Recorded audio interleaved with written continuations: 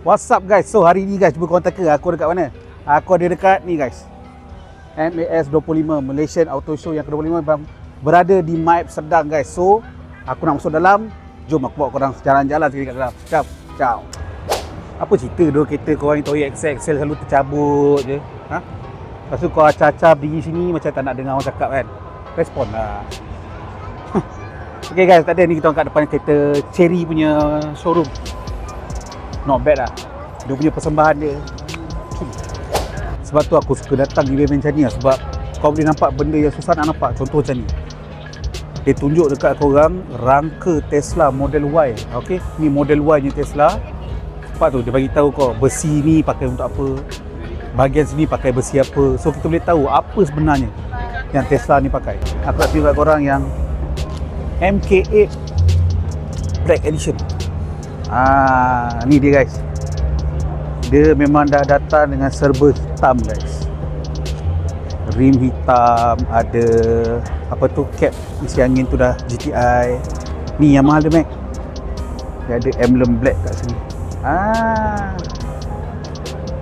Kereta ni memang totally all black.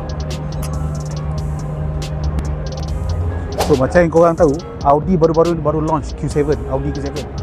So kalau kau nak tengok Audi Q7 yang baru tu, kau boleh datang kat sini. Ni dia guys, Audi Q7 yang baru.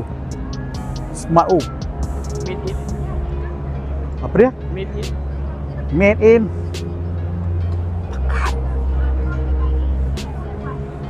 Okay, so sekarang aku berada dekat tingkat yang paling bawah sekali, level hall DG tak salah aku.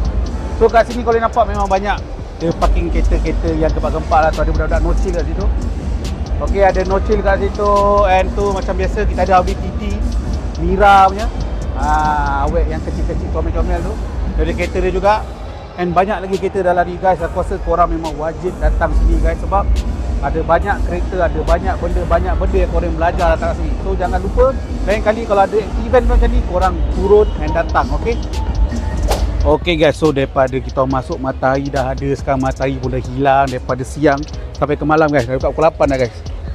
Aku tak puas lagi, aku nak pusing lagi. Tapi sebab aku kena balik, aku kena balik, nak kena settlekan benda kat rumah pula. So aku pun dah penat, aku pun nak balik. Jangan lupa guys, kalau korang ada masalah kita konti korang, boleh datang kat Bawah Minit Garage Station 16 Alam. Jangan lupa tekan like and comment. Okay, tekan button subscribe lagi. Jangan lupa guys, nak pakai tajuk channel Skena Padu. Ciao.